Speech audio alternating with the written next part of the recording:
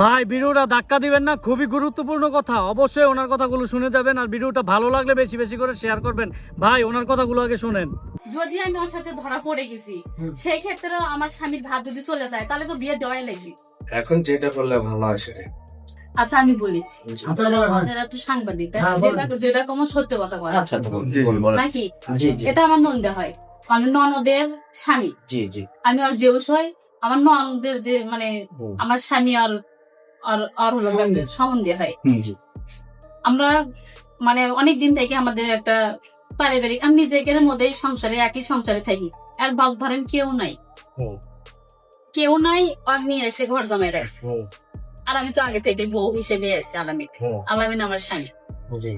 কিন্তু আমার শাশুড়ি, ননদ, তারপরে হলো যে ভাসুর, আর নাই কেউ। ঋণ করতে করতে করতে করতে এমন পর্যায়ে চলে গেছে, কম করে হলো 2-3 লাখ টাকা ঋণ আছে। আর সেই ঋণটা বাড়িটা প্রতিদিনে করছে, একটা বাচ্চা নষ্ট হয়ে গেছে, তার প্রতিদিনে পুড়ে ফেলে দিছে।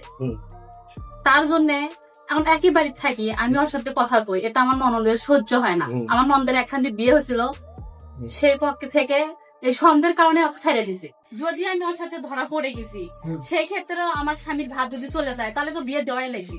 এখন যেটা করলে ভালো হয় সেটাই।